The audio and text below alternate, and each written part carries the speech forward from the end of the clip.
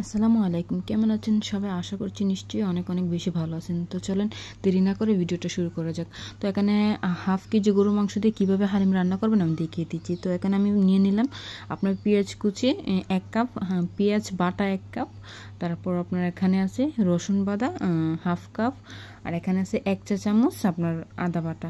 তো আমি সবগুলো গরুর মাংসের সাথে মিক্স করে দিচ্ছি। রসুন দিয়ে দিলাম, আদা দিয়ে দিলাম, তারপর এখানে দেখতে পাচ্ছেন পেঁয়াজটুকুও দিয়ে দিলাম, পেঁয়াজ কুচিও দিয়ে দিচ্ছি। তো পেঁয়াজ কুচি সবগুলো আমি ভালো করে দিয়ে দিচ্ছি। দিয়ে আপনার তারপর এখানে নিতে হবে লবণ, নিতে হবে 1.5 চামচ। তারপর আপনার এখানে মরিচের গুঁড়ো নিতে হবে 1 চামচ। এখানে আপনার হলুদের চামচ নিতে হবে 1 চামচ। তারপর আপনার এখানে ধনিয়ার গুঁড়া, অনেকে পাঁচফোড়ন দিয়ে, এখানে দিতে হবে 1 চামচ।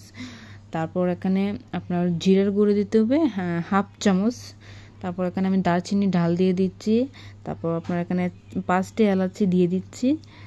তারপর এখানে আমি স্বাদ মতো পরিমাণ মতো এখানে তেল দিয়ে দিচ্ছি। আমি তো হাফ কেজি গরু মাংস যতটুকু তেল লাগতে হয় আপনারা এটা আপনাদের মানে আন্দাজ করে দিয়ে দিবেন। তো এখানে আমি হাফ কাপ তেল দিয়ে দিয়েছি সব মিলিয়ে। তো এখানে ফাইনালি যেটা আপনার প্রাণ রেডি মিক্স যে মশলা আছে, হালিম রেডি মিক্স মশলা, এখানে ছোট্ট একটা প্যাকেট দিয়ে দেয়, ওই প্যাকেটের আমি হাফ প্যাকেট দিয়ে দিচ্ছি, পুরো হাফ প্যাকেট। দেখেন আমি প্যাকেটটা বাজ করে নিয়েছি, মধ্যে থেকে বাজ করলে তো এখানে অর্ধেকটা রয়ে গেছে, ওই অর্ধেকটা আমি এখানে দিয়ে দিচ্ছি। সো এখানে যে আমি হালিম রেড মিক্স বলছি, এখানে দেখেন প্রাণ হালিম মিক্স, এটার মধ্যে আপনার সব কিছু একদম সম্পূর্ণ মিক্স থাকে। 2টা প্যাকেট থাকে, একটা হালিমের প্যাকেট, একটা মশলার প্যাকেট। তো ওই মশলার প্যাকেট আমি দিয়ে দিচ্ছি। তারপর আমি এখানে দিয়ে দিচ্ছি 2 পিস লেবুর রস। এখানে আমি 2 পিস লেবু আছে, 2 পিস লেবুর রস একটার সাথে মিক্স করে দিচ্ছি। দিলে হালকা একটু টক টক ভাব আসবে, অনেক স্বাদ লাগবে লেবু। তারপর এখানে আপনারা চাইলে টক দই দিতে পারেন, আমার কাছে যেহেতু টক দই নেই, এটা আমি আপাতত অপশনাল রাখলাম। তারপর এই যে আমি এখানে 1 কাপ পানি নিয়েছি। তো আমার তেল একটু কম হয়েছিল, যার পরিমাণে আমি আর একটু তেল নিয়ে নিচ্ছি। আর ওই তেলটা হচ্ছে আপনার, আমি যে গরুর মাংস রান্না করি ওইখান থেকে যে তেলটা বের হয়, আমি ওই তেলটা এখানে আমি ব্যবহার করছি। আপনারা চাইলে এমনি তেল সয়াবিন তেল ইউজ করতে পারেন, যদিও রান্নার তেলটা দিলে, গরুর মাংসের তেলটা দিলে একটু স্বাদ বেশি হয়। এর জন্য আমি দিয়ে সব কিছু একদম মাখিয়ে নিলাম। এখানে মাখিয়ে নিয়ে এটা 10 মিনিট আমি মেরামেটের জন্য রাখবো, রেখে তারপর ঘুরা দিয়ে রেখে তারপর আমি একদম ডাইরেক্টলি এটা চুলায় নিয়ে যাব। তো এটা আমি ডাইরেক্টলি চুলায় বসিয়ে দিলাম। এই যে দেখেন আমি 2000-এর মধ্যে হিট রাখছি। আর যাদের চুলা সবাই মানে নিজেদের অনুযায়ী রাখবেন। তারপর দেখেন প্রায় 15-20 মিনিট পরে আমি এটাকে ভালো করে কষিয়ে নিলাম। দেখেন এটা এমনভাবে কষানো হয়েছে যে এই মাংসের অনেক পরিমাণে তেল বের হয়েছে, মানে যত মাংস হবে সব তেল বের হবে। তারপর এখানে আমি 3 লিটার পানি নিলাম। দেখেন 3 লিটার পানি, দারচিনি নিলাম, এলাচি নিলাম, তেজপাতা নিলাম। এখানে আমি দিয়ে দিব এখন স্বাদ মতো প্রায় 1.5 চামচ লবণ দিয়ে দিব। দেখেন এখানে আমি 1 চামচ লবণ দিলাম, আরও হাফ চামচ লবণ দিয়ে দেবো। দিয়ে এটাকে আমি ভালো করে গরম করব। গরম করতে করতে এই যে দারচিনি এলাচির রং বের হবে, লালচা রং। দেখেন প্রায় 15 মিনিট আমি জাল দেওয়ার পর এরকম লাল হয়েছে পানিগুলা। তো এর মধ্যে যে হালিম মিক্স আছে, আমি এই হালিম রেডিমেড মিক্সের প্যাকেট এখানে ঢেলে দিব। এটা চুলায় রাখা যাবে না, এটা বাইরে রেখে করতে হবে। দিয়ে ইচ্ছে মতো নাড়াচাড়া করতে হবে। নাড়াচাড়া করতে গেলে এটা পুরোটা মিক্স হবে। তারপর আমি যখন মিক্স করে এটা ডাইরেক্টলি চুলায় নিয়ে গেলাম।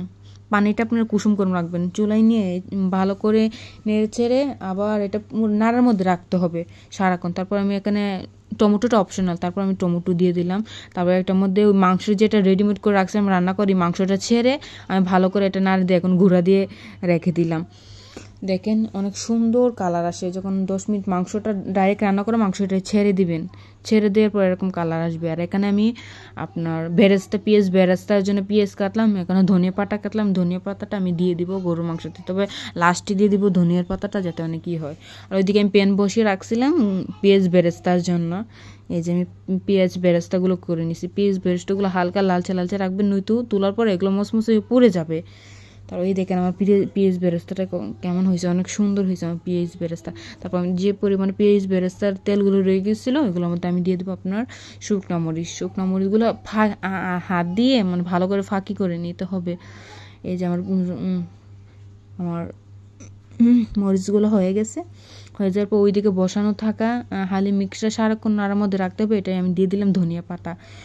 তো দেখেন ধনিয়া পাতা দিলাম, আর এটা অনেক সুন্দর একটা কালার বের হয়েছে। ধরেন আপনার 3 লিটার পানি, এটা আপনার 2 লিটার 2.5 লিটার পানি চলে আসবে। 1/2 লিটার পানি এটা জালে জালে চলে যাবে, যত হিটে রাখবেন ওইটা আপনার চলে যাবে। দেখেন এত পাতলা হবে না, এত ঘন হবে না, মিডিয়াম সাইজে রাখতে হবে। দেখেন অনেক সুন্দর তো ঘুরো দিয়ে আমার এটা সম্পূর্ণ কমপ্লিট হয়ে গেছে। আমি চুলা বন্ধ করে দিলাম, আমার একদম হালিম রান্না কমপ্লিট। তো আমি এখন এটা ডেকোরেশন করে নিয়ে যাব। তো এখানে আমি একটা কাছের বাটি নিয়ে নিলাম। দেখেন আমার হালিমটা কেমন হয়েছে, অনেক সুন্দর কালার বের হয়েছে, একদম বাজার থেকেও পারফেক্ট হবে, একদম এত এত স্বাদ যা বলার বাহিরে। তো আমি এখন আমার হাজব্যান্ডের জন্য নিয়েছি, আমি তাকে একটা বাটিতে পরিমাণ মতো হালিম নিলাম। ওইখানে আমি রাখলাম আপনার পেঁয়াজ বেরেস্তা রাখছি, মরিচগুলো ফাঁকি করছি, ফাঁকি করে মরিচ ফাঁকিগুলো রাখছি। তো এখন আমি প্রথমে শসাগুলো উপরে দিয়ে দেবো, শসা কুচি করে রাখছি আমি আগে, এই যে শসা কুচিগুলো উপরে দিয়ে দেবো ভালো করে সাজিয়ে। তারপর এখানে আমি আপনার দিয়ে দিব গুঁড়ো মরিচগুলো, এখন দিয়ে দিব এটার উপরে গুঁড়ো মরিচ। এই যে গুঁড়ো মরিচটা এটা আপনাদের পরিমাণ মতো, শুকনো মরিচ ফাঁকি করার পরে আপনারা যারা খেতে ঝাল পছন্দ করেন তারা দিবেন না, যারা ঝাল খেতে পছন্দ করেন না দিবেন না। আমি যেহেতু একটু ঝাল খেতে পছন্দ করি এর জন্য উপরে ঝাল দিয়ে দিলাম। দেখেন শুকনো মরিচগুলো আমি দিয়ে দিলাম। তারপর ওই যে উপরে পেঁয়াজ বেরেস্তা যে করলাম, পেঁয়াজ বেরেস্তাটা দিয়ে দিলাম। দেখেন পেঁয়াজ বেরেস্তা অনেক সুন্দর, অনেক সুন্দরভাবে হয়েছে, পুরো নাই লালচে লালচে ভাব। তারপর আমি ডাইরেক্টলি নিয়ে গেলাম আমার হাজব্যান্ডের কাছে, সে এখন খেয়ে আমাকে রিভিউ দিবে কেমন হয়েছে। তো আমার ছেলে বলতেছিল যে বাবা আমিও খাবো, আমিও খাবো, আমাকে দাও, ও খেতে চাচ্ছে। তো আমার হাজব্যান্ডকে জিজ্ঞেস করলাম আমাকে জানাবেন কেমন হয়েছে, সে বলছে অনেক অনেক ভালো হয়েছে, দোকানের চাইতে ভালো হয়েছে। আমার ভাইয়া খাইছে, আমার ভাবি খাইছে, বলছে ভালো হয়েছে। তো ফাইনালি গাইস এখানে দেখতে পাচ্ছেন সাবস্ক্রাইব বাটন, আর এটা আমার চ্যানেল, এই যে দেখতে পাচ্ছেন আলিফা ব্লগস, এটা দিয়ে চার্জ দিলে সবার আগে আমার ব্লগস চ্যানেল চলে আসবে। এখানে দেখবেন সাবস্ক্রাইব বাটন, সবাই সাবস্ক্রাইব করে পাশে থাকবেন। এবং এখানে আমার জীবনের প্রথম এবং ফার্স্ট ব্লগ ভিডিও, আশা করছি সবাই দেখবেন, আমাকে অনেক অনেক সাপোর্ট করবেন। তো আজকের ভিডিওটা এই পর্যন্তই, সবাই ভালো থাকবেন, সুস্থ থাকবেন, আল্লাহ হাফেজ।